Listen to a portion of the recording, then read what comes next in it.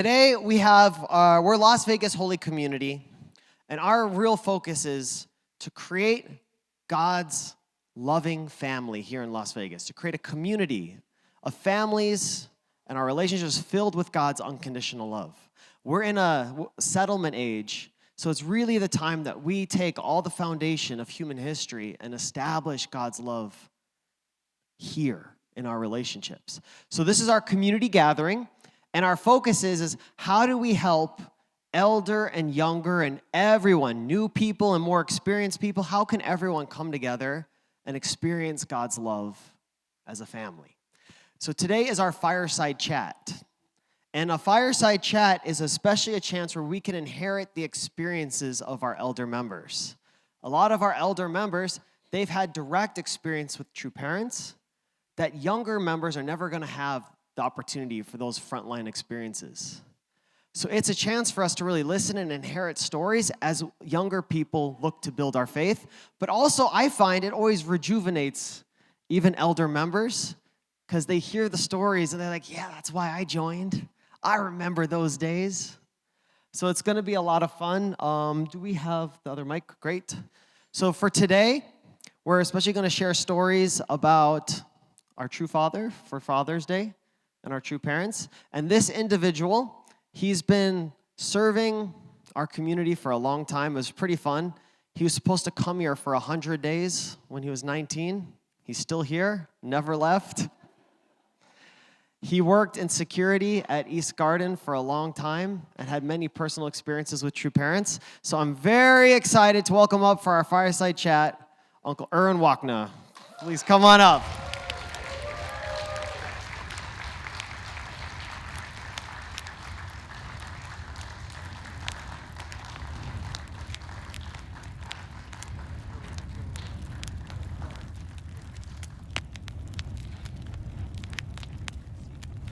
We're getting a microphone for you, or else you use mine.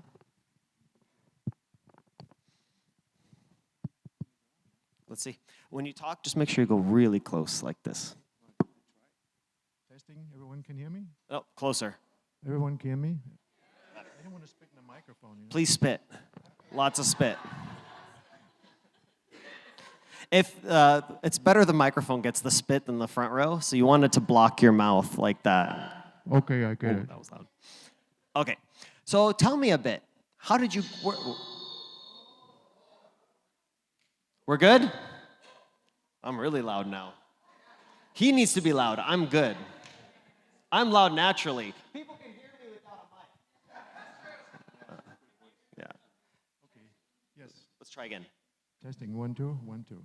Good? Okay, so tell me, where did you grow up? Where were you born? Where did you grow up? Okay, so I was born in Austria, in Europe. That's the center of Europe. And right below Germany, in case you guys don't know where it is. I was born I was growing up in a little farm with my parents, my grandparents, and me. And I was the only child. This was also another story. But I was born as a stout Catholic. I was raised up as a very stout Catholic. I'm getting too close, I think. It's reactive to me. We're good. I think it's me. So my mic is way too loud. I was born, okay, I'll just let you know. So I was born in August the 13th. That means just 2 days before, so Friday the 13th. I don't want to tell you the year because, this is not allowed here. So, and I was born just 2 days before the 15th of August, what is Mother Mary's Ascension. So I got another middle name, and very few people of my friends know about it. One of my other middle names I got is Maria. Okay, so that was that. And so I got to know the principal through my, the other thing is, let's backtrack a little bit. So my life was growing up very close to the church. I had a very major accident when I was 6 years old, I was hit by a motorbike and I was in a hospital for about 26 weeks. I was in coma. They said, eyewitnesses said my head bounced on the road like a basketball. I was basically declared almost dead. So they had to fly me by helicopter to a trauma center in Austria. And they almost took my kidney out. I had a crack on my head. I don't want to be too graphic about that.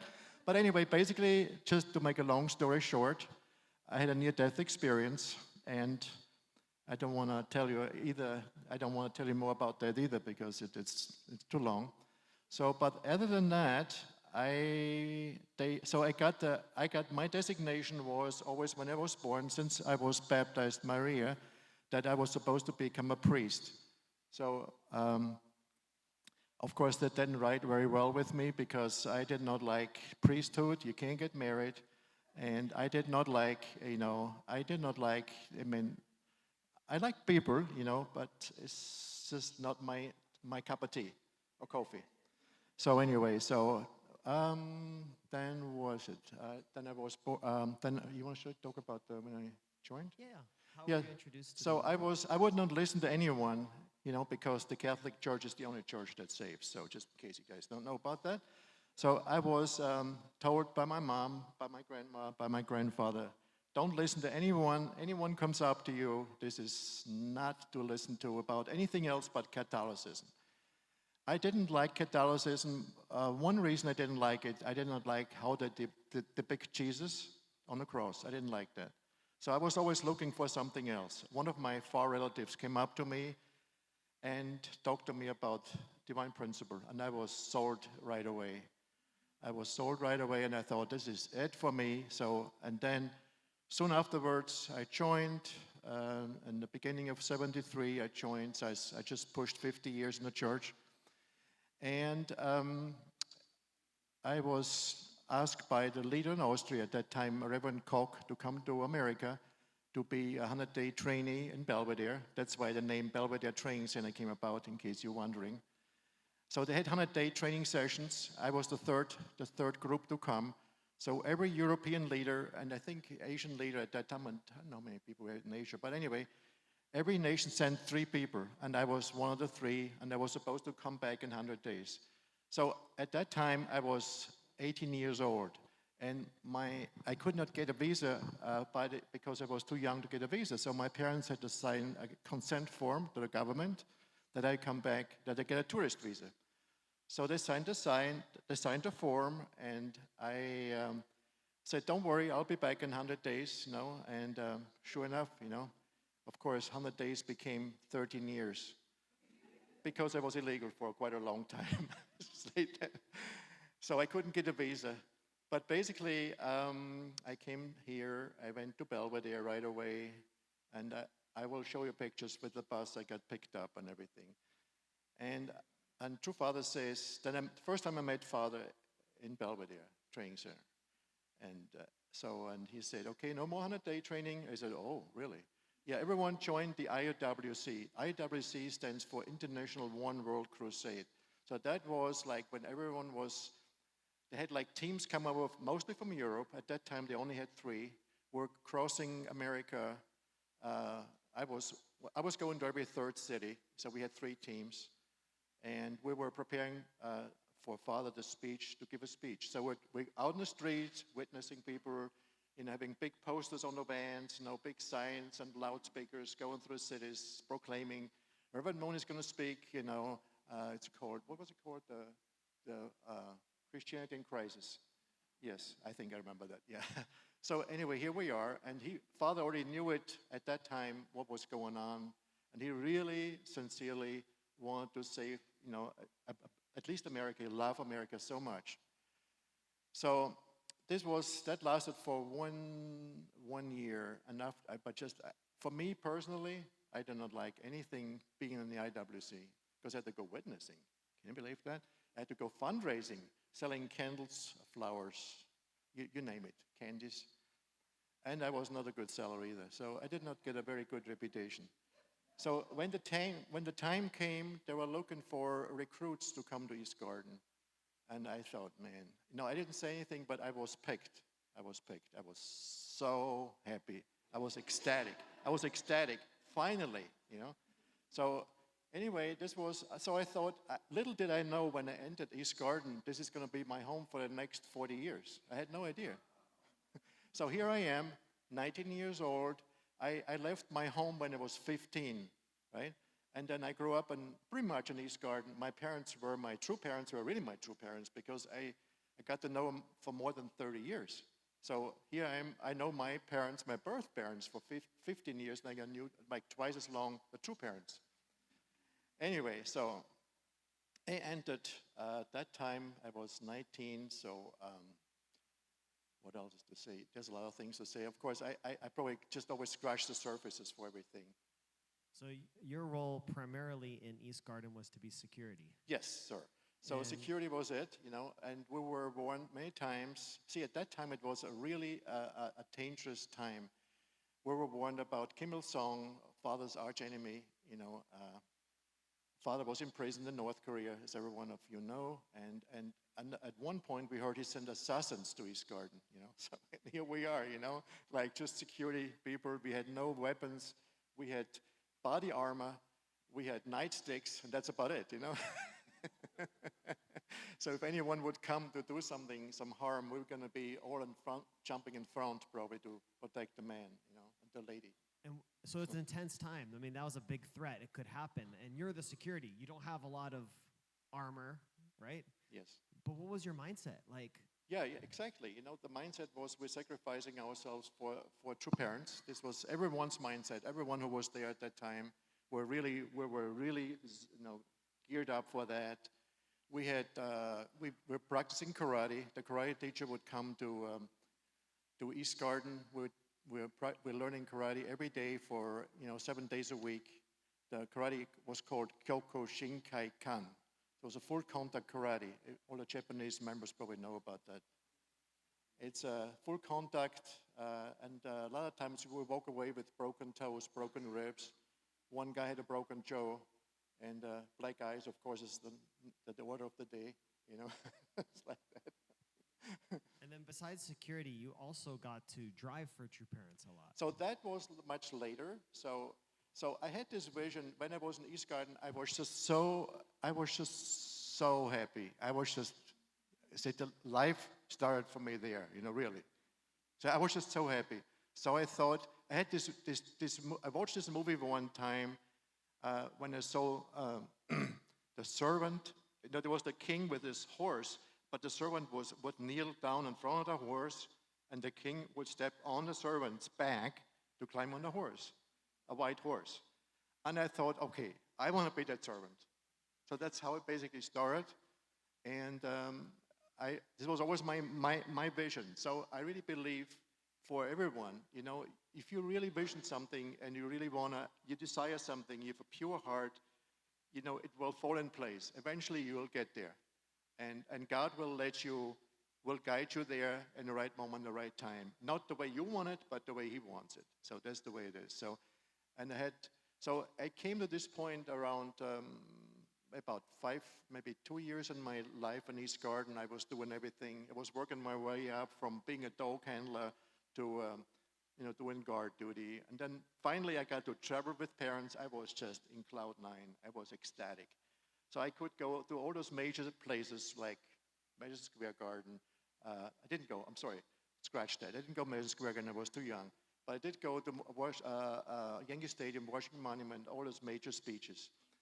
And I was just talking to Jonathan last night, and I was just ironically remarking, and I felt like this actually is true to me. Did everyone see the movie Forrest Gump? Yeah, I'm the Forrest Gump in the church. So just look at me, because I was there in every event, but no one knows who I am, No one knows, and usually I kind of scare off people. Say, who are you? And they said, I don't know. I just joined last year, so just get rid of them, So anyway, so I'm the Forrest Gump. So I got to go everywhere. So where were we? So then I started driving for H&M in the very beginning. She was 12 years old. The mother kind of liked my being around, and they thought I'm looks like a decent guy, so she asked me to drive her for quite a long time. So, and then afterwards, back in, the first real record I got was in 1983 when I started driving Two Parents. And when you're driving True Parents, in particular True Father, you told me that you noticed a characteristic about him. He's always... Yes, so every time Father gets in the car, this is notorious. He says, I'm in a hurry. Can you get there like in no time? And I thought in my mind, we're not in the spur world yet, you know? So, but we could go in the spur world real fast if I have an accident, right? So I thought, okay, you know, just remind myself, whom are you driving? You're driving the most important person in the world. If you mess up, you know, you're gonna be in hell forever, you know? So I can't mess up. This was a scary thing, very scary. So I made 3 points. I had a principle. My own principle was safety, number 1, comfort, number 2, and speed, number 3. So those 3 points are always, whenever I got in a car driving, was my principle. So Father gets in the car. I'm in a hurry. Yes, sir. So I'm going on the highway, going on the New Jersey Turnpike, going, you know, my average speed usually is 80, and the speed limit of 55. And they have like cops in every corner looking for you, you know. So, but anyway, I was always going fast first till he fell asleep. Once he fell asleep, I slowed down. So that was it. And I always think, I was so grateful that I got there from A to B in one piece, you know. And also he did say, whenever we were passing big trucks, he said, pass them fast, big trucks. Yeah. So let's hear some. So it's pretty fun. You get to drive for True Parents, especially True Father. He's always in a hurry. And you have to balance that. You have to balance, number 1, meeting heaven's timetable, but number 2, keeping him alive. Yes. And they're kind of contradictory points, you know? And you're responsible for it. So it's a big load. No one ever thinks. Yeah. The driver, right? Yes, exactly. It's a big load. So let's share some of these stories of what it's like driving for True Parents. So we talked about a few, and one of them I want you to be able to share with everyone is Madison Square Garden. Oh, yes. Okay, so that was like, we have to like fast forward to 1982. This was the time of the blessing, and a lot of you got probably blessed in 1982, July 1st, 2020, 75 couples, right? Who here was blessed in 1982? Yeah, big. So here we are, right? So that time, the worst thing is to get Father exposed to the outside of his garden because we can't protect him anymore. So we had a lot of advisors, we had experts like police helping us, even FBI helping us. And so we came up with a very ingenious plan to get Father to the Madison Square Garden in a very, very concealed, secret way. So we had that van that was had no windows. We bought a sign, a magnetic sign. It's written Tri-State Contracting. So we had a sign for every side of the window. We mounted 2 seats inside the car. They were very comfy seats. The car had, the van, I'm talking about the van, had no air conditioning. It was July 1st, right? And I was dressed up, riding shotgun, as I had my blessing suit on. On top of it, I was wearing an overall with a hat. So I looked like a contractor, right? So here we get, no one knows about this, but you're the first ones. So we're getting Father in the Madison Square Garden. They had no idea that Reverend Moon was there. No one knew it because they're really strict with access and egress in Madison Square Garden. They had no clue. Tri-State Contracting. Yeah, we're expecting a contractor. He's fixing pipes. Yeah, here we come, you know. So yeah, so there was that, and then of course, then our Father was out in the open, right? It was the height of the threat level. So we had all the East Garden guards. We had our fiancés lined up on the side, on the right side. They all lined up with the flowers, but no husbands. So because the husbands were busy working. So we were escorting True Parents up to the podium, and once he was up on the podium to give the blessings, we ran and join our fiancés and hold hands, and we were getting blessed. That's the way we got blessed. So That's a fun story. It's like your own. It's kind of like your own Superman moment. Yeah, Here yeah. you are. You get parents safe. You're in your little contract, your little hat. And I then was as soon as just, you're done, it was just looking incredible. all suave in your suit. Go get blessed. It was incredible. Yeah, it was just unbelievable. And also, if you look at the Chongqing one, there are 3 cars there. I drove every one of them. Unfortunately, they are not in good shape right now. And one of the cars there is a red 1978 Fleetwood Cadillac with a thick window about 2 inches thick. So that car we took father out afterwards and drove him from Madison Square Garden to the New Yorker. And the big guy, everyone knows Big Gerhard, he was helping us at that time. He was driving out the caddy to the New Yorker where we got father safely in there. And, it was this publicity, couples walking around on the streets. It was just everyone knew Erwin was in town. So we were really worried about it.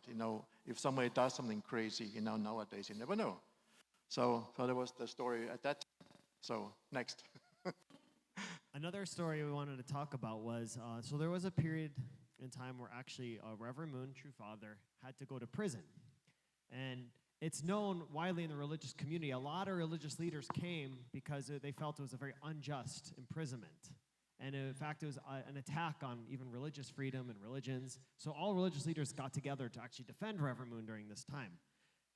He had, as you explained to me, a chance to have, during the prison term, a vacation. Yeah, it's called furlough. That was his first furlough. And he was like a model prisoner. Muslim prisoner, so they get like a special treatment, So, but you can tell a story, but you had the responsibility to get him back on time. Tell us about that. So here we are, right? So father gets this special privilege from the guards, from the prison system, that he can go out and see his family and be back on time. That was midnight, right? So he gets out, I don't even know what time. Any one of you guys know it? Bob can? No? So anyway, he gets out on time, and he just spends all the time talking to members, meetings. So he went, the last thing was Belvedere. It was winter, so it was either January, February. It was the worst time in New York. Snow and rain and sleet and ice is the order of the day.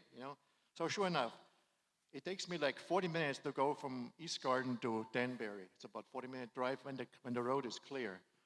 And here he would speak like till 11:30 at night in Belvedere, and I go like, oh my God. When's the curfew? The curfew is 12 at night. And I was sweating bullets. I'm sweating bullets. I'm drinking coffee, and I'm just like really nervous, and everyone's trying to tell him, to stop speaking. He got really angry. No, and he just keeps speaking. And I go, oh my God, I'm dead. I'm dead. If I don't get Reverend Moon back to the prison, he's gonna get a punishment. What is like it's on my account, and I can't handle that because I probably gonna step going to hell afterwards. So I thought maybe I have to do something. So anyway, Peter came at that time. He was the guy who was mediating between the prison and us, and he left like a half hour before to be there on time. And so I left. I don't know, were you following me at that time?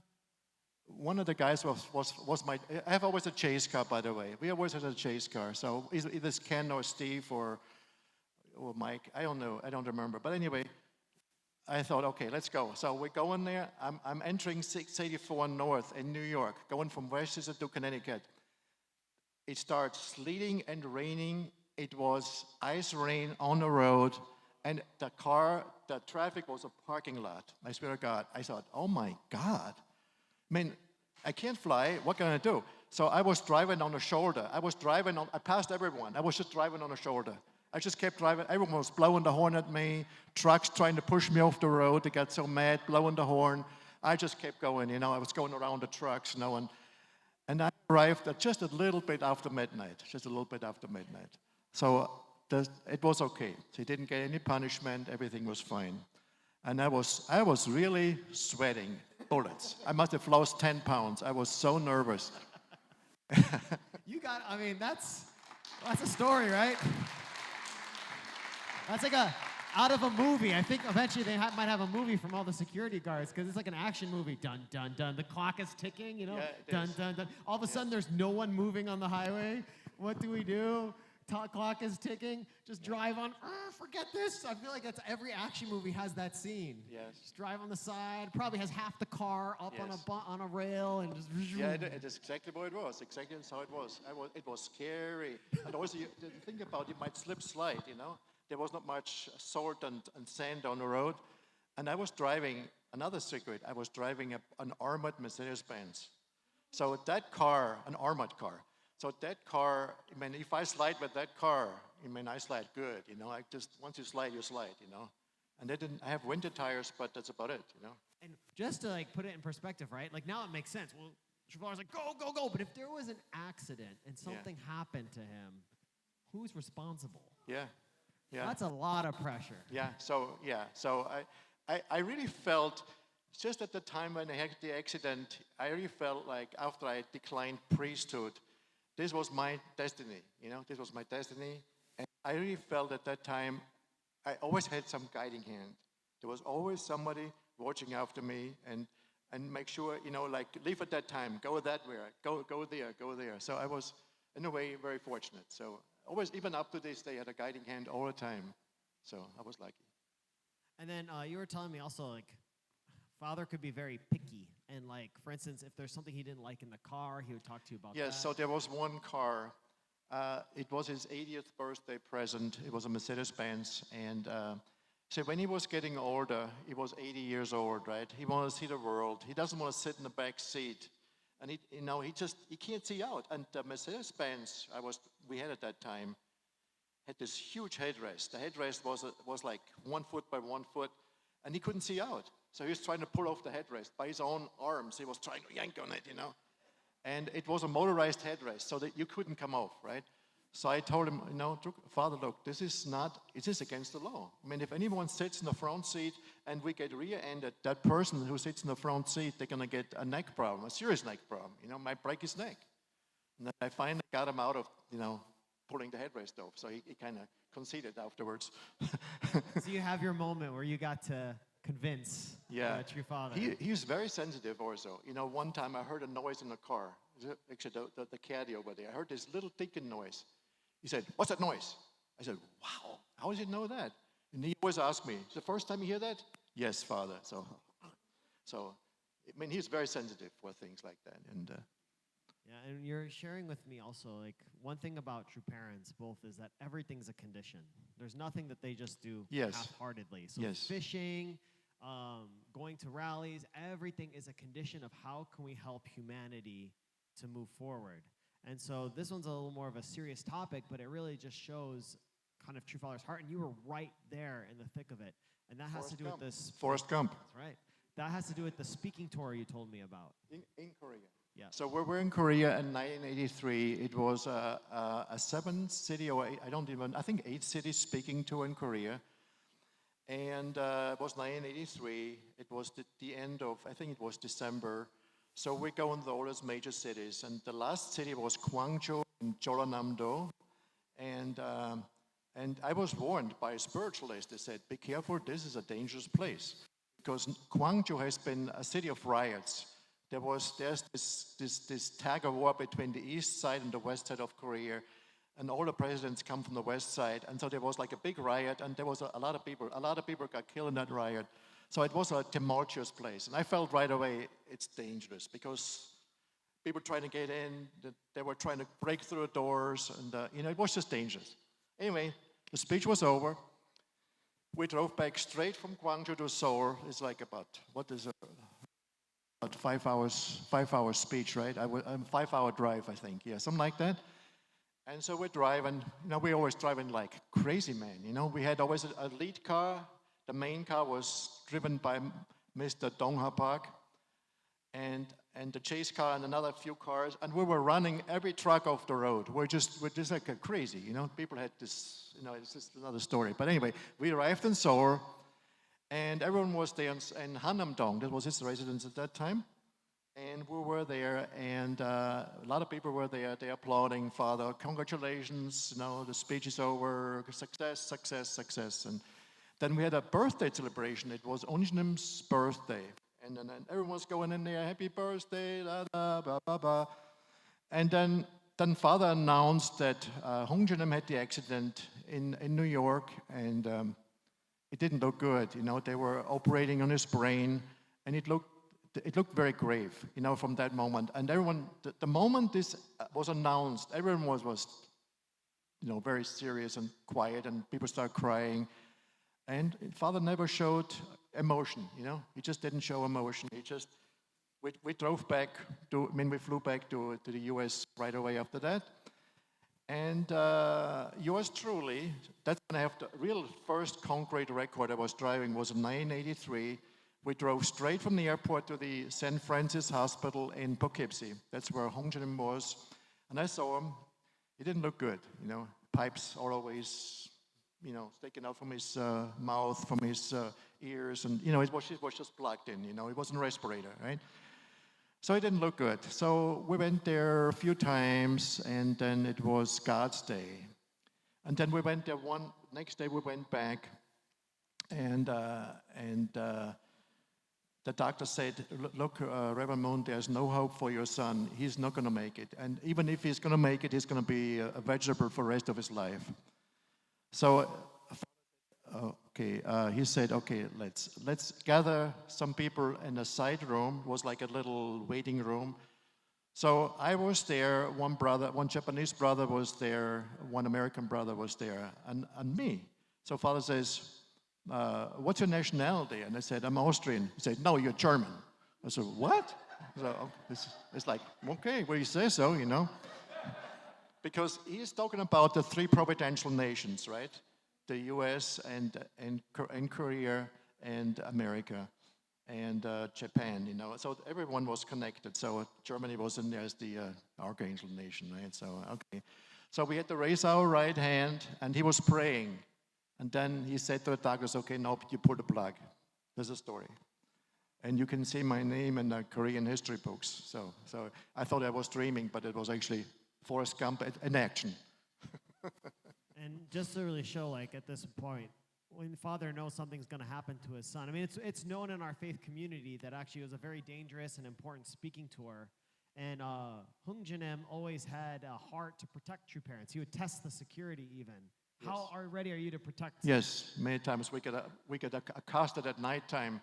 We're doing security in East Garden, and we would see this ninja jumping up with a sword, and jumping up and scaring the daylight out of us.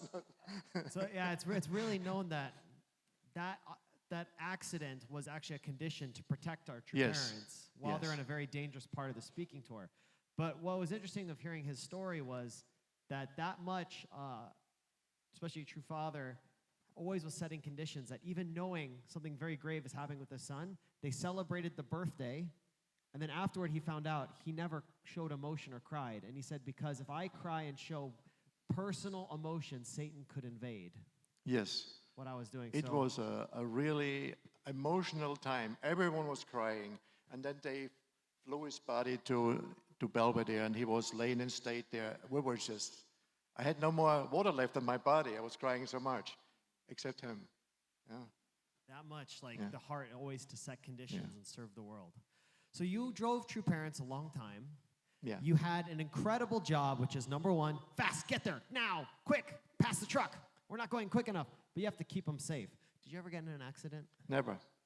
Thank you, God. Thank you. Yeah. Did you ever get close? Okay. Okay. Let's kind of retract this. So one time I was driving, my usual speed, in New York State, approaching the Tappan Zee Bridge. Was it 287? Was it called 287? So I was just passing the Palisades Mall, and the road was really bad at that time. It was like bum, bum, bum, bum, bum, And actually, I was driving the car that's parked downstairs. It's one of Father's cars. The Denali, it was a 2002. Was it 2002? 2002 Denali. So I was driving my regular speed. Everyone is sleeping. Father sits next to me in the front seat, Sometimes Father would talk in his sleep, He would even go like this sometimes in his sleep. It's unbelievable. So mother was sitting right behind him, and everybody else was in the back. And I was just driving, and I was just going my regular speed of 80 miles an hour. And then I see this flying object. It looked like a flying saucer. It was a saucer. It was a shiny silver object coming towards me. So there's no time to react. There are only two ways. One way is to step on the brake, and everyone would just go forward. And it's very dangerous. So I stepped on the gas instead of the brakes. I stepped on the gas, and I got hit by this thing. It took off the grill, and I drove right over it. And we went back, and I was just like 5 minutes away from East Garden. We arrived in East Garden, and here I was with a big hole in the front, And Father says, "Wow, what happened?" Everyone was asleep. No one woke up. No one woke up except Peter Kim. Peter Kim said, I felt something. Really? Oh, really? Oh, okay, good. Yeah, whatever you say, So no one woke up. I was so happy. I thought, great. So I accomplished my 3 goals, safety, comfort, and speed. So the comfort was good. The speed was okay. So I passed again. So I was so happy. So then Father was so inspired. He said, "Get another one for Mother." So, of course, it never happened. But anyway, yeah, so he was just laughed at. So this car was fixed, and that was that.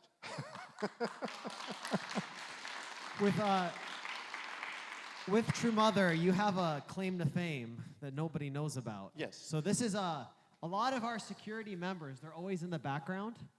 They're the ones behind the scenes serving True Parents. So one of the fun part is they all kind of moved to Las Vegas.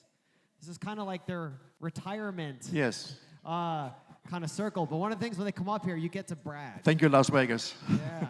So let's tell me your claim to fame with True Mother. Yes. So you're talking about the Thai thing, right? So here I am just before the blessing in the Madison Square Garden. See, the blessing attire is for the ladies always the same. It's a bridal gown with flowers. For men was always a dark suit and white tie. So Mother we're going out shopping, she buys a red tie for me. And she said, okay. So she has Mrs. Durst come up to her. Mrs. Durst was Dr. Durst's wife, who was the president of our church at that time. And he said, model all those ties after Erwin's tie. And these ties are going to be the blessing ties from now on, for every blessing. So that was it. So even my parents who got blessed in Korea in 1992, I said, you were in the tie. I was modeled after my tie. He just couldn't believe it, So I'm just telling you, all the red ties, I got the original one, and it's not for sale.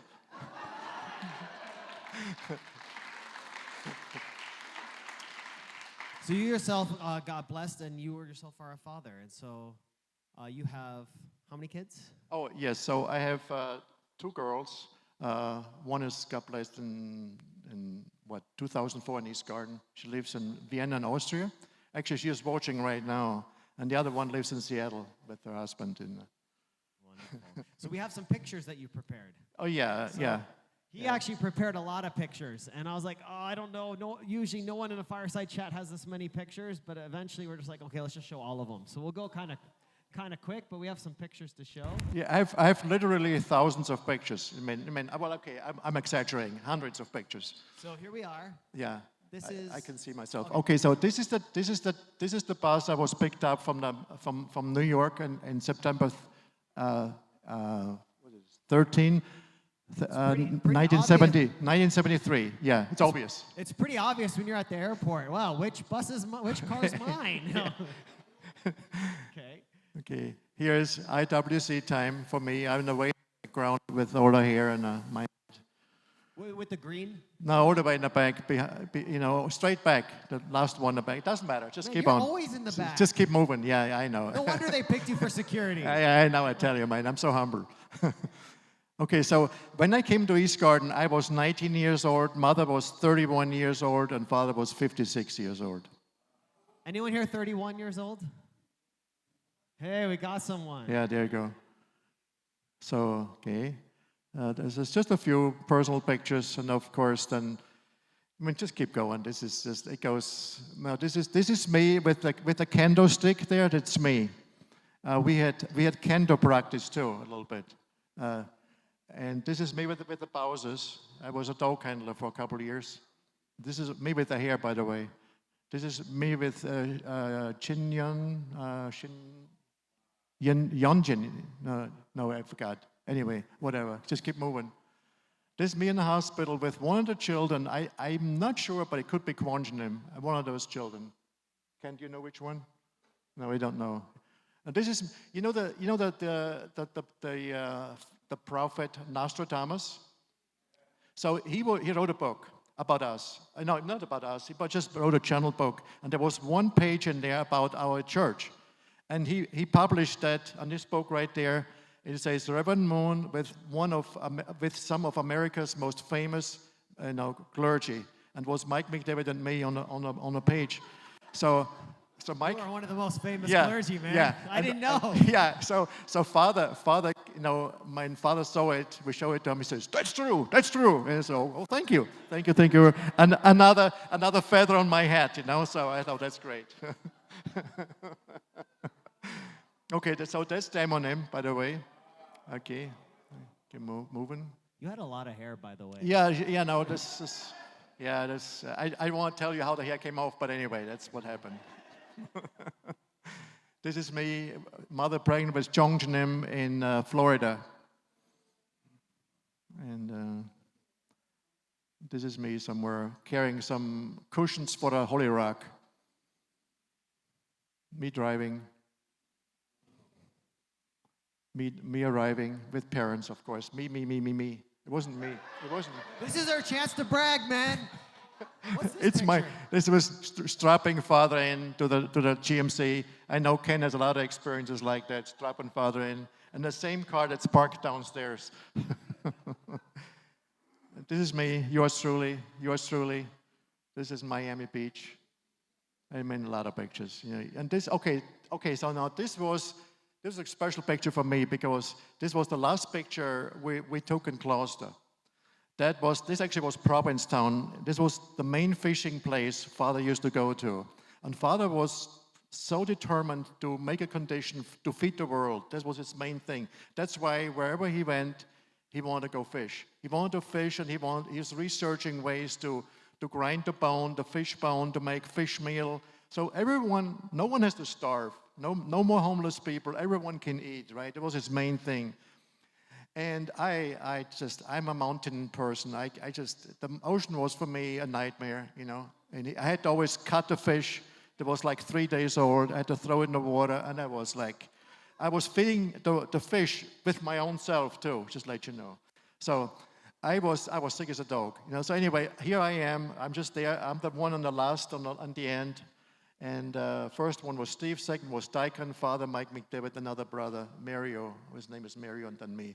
So this was the last day pretty much of the fish, because the fishing grounds were fished out. The tuna grounds were all fished out. So he wouldn't go back up to the Massachusetts again fishing. So anyway, so this was after the graduation in UTS in Barrytown. So Father says, how far away? I don't know why he knows the road. He said, go over the Rhinebeck Bridge. And I said, why does he want to go over the Rhinebeck Bridge? I want to go on the Laconic Parkway. Go with the Rhinebeck Bridge. And I said, oh, yes, sir. So I'm driving the limousine that's parked in front of the Chongqing One. And I said, okay, so we go home. He said, no. How far is it away to the Niagara Falls? Oh, my God. Oh. No, not again. So I said, okay. I said, Father, it's 8 hours. You don't want to go there. Let's go. That was it. Here I am. That's one of the pictures. This was me in Moscow in 1990. You see, at that time, you have to realize, North Korea and Russia were enemies. This is a dangerous spot. We heard people trying to assassinate Father, right? Here we are going to Moscow. And in 1985, there was this thing called Moscow Must Go. I don't know if you guys remember that. And I thought, no way, I don't want to go there. But here we go. Here we are. This is a Red Square. Right, this was in Moscow. This is one of the presidents at that time in our church. Okay, me getting books signed for everyone, for a lot of people. And here, okay, here's Father coming back. Thanks to Bill Selleck and Antonia Betancourt, who got those pictures for us. So a plug for those guys. They really worked hard. And it was the first picture after Father came back from North Korea. He was sharing his memories with us, his memoirs and his photo album. And it was in Beijing, by the way. This picture was taken in Beijing, China. Again, Tiananmen Square. Again, Tiananmen Square. If you zoom in, you see Mao's picture in the back. This is the Forbidden City in the back. Okay, and here we are. Everyone's getting a picture signed, and my name is on the far left. My name is Erwin, just in case you guys don't know. Yeah. The Koreans are smiling. Okay, so when I showed this picture to the Korean brothers, Mr. Kim Pute Kim and Shin, they thought this is photoshopped, but it's not. It's a real picture, and this was my first king salmon. Actually Father was lending it for me. Father said, "Give me that paw, and you get the fish. You're losing the fish. You're fishing. The fish is getting tangled over the bush. Give me that thing." So he ran after the fish on the side. Then I could scoop it up and pull it in, and then I got the fish. Another picture from Alaska. Another one. Yeah. Okay, this was fast forward to 2015 when Mother was in Austria. This is my daughter there, and my son-in-law giving flowers to Mother on the stage. And on the far right, that's my granddaughter. Brag, brag, brag. And this is, okay, so here we are, right? This was in Vienna 2018, right? Mike, Reverend Belcom, he's a very funny guy. I talk to him every now and says, yeah, this and that, and I explain about history of Austria. And he just sat down and he says, and now Erwin is going to explain the true mother, the history of Austria. I said, oh my God, no, please, no, save me, God save me. But anyway, here I am, saying something here, so, and Mother was just smiling. Looks like she was smiling. And you also introduced a coffee to her. Oh yes, Einspanner. If anyone knows, this is an Austrian coffee, by the way, Einspanner. And they loved it. And they loved it. And eventually, what would they call it? They called it Erwin's coffee because they couldn't pronounce the name. I think it's hard for Korean to say Einspanner, So it's Einspanning, anyway, I don't want to explain what it means, but anyway, so that's what it is. Now, I went to Korea about 8 weeks ago. When was this picture taken? This was 2018. 2018. But I went to Korea then, and every single cafe, it's the #1 trending coffee and beverage in Korea, but every single cafe had their own version of the Einspanner coffee. So you set the condition for that to happen. I guess so, yeah. Yeah, I guess Erwin's coffee, yeah. Mother in front of St. Stephen's Cathedral in Vienna. And the next one was, this is my family. We were just there 2 months ago for Easter. We were there. And, that's it. And that's me. We all as East Garden brothers got invited to Korea in 2018 for Christmas. This was they rolled out the red carpet for us. And Mother want to appreciate everyone who has been in East Garden for at least 30, 40 years. She want to appreciate us, and she invited us. Very special treatment. I'm so grateful. And here's the picture where everyone there. And this was the breakfast. This was Mother's breakfast table. So and the next one was I give flowers. So I was chosen, give flowers to Mother in front of all the people there in Korea. So that was it. So I thought it's a good ending for me out of all the other pictures I have. So it was one of the best ones. Of course, I missed a lot of pictures. So. One thing I can say is, as you can see, he was present. He was almost like a Where's Waldo in True Parents history. He got to travel with them around the world, and there he is in the picture. There he is on the side.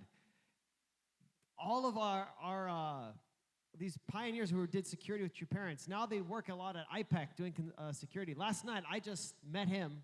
Nothing's going on, 9 or 10 p.m., and we just talked. And I got to hear all these stories and things. All these security members are a wealth of knowledge, especially our young people. They have a lot of time on their hands when they're doing security at IPEC. I recommend come give a visit, sit down. They have amazing experiences that we're not going to have, and most members didn't have access to. So this is free this time. Next time I'll start charging. Just give me a commission, right, for the advertisement? Okay. So, Uncle Erwin, this was really fun that you got to share these experiences. Happy Father's Day to you Yes, for yeah, your own thank kids. you, But thank you Same for to you. all your protection and effort for our true parents, and for Father's Day keeping our true father safe. Yeah, thank you. Because it wasn't easy to do. It was God's guiding hand. That was what it was. And this was an I amazing couldn't have done experience. it myself. It was an incredible ride. It was an incredible ride on this earth, you know. The best one ever. Yeah. We loved hearing your experience. Thank you very much. Yeah, thank you. Thank you. Yeah, thank you very much. Thank you. Thank you so much for the nice. Yeah. Let's give him a hand.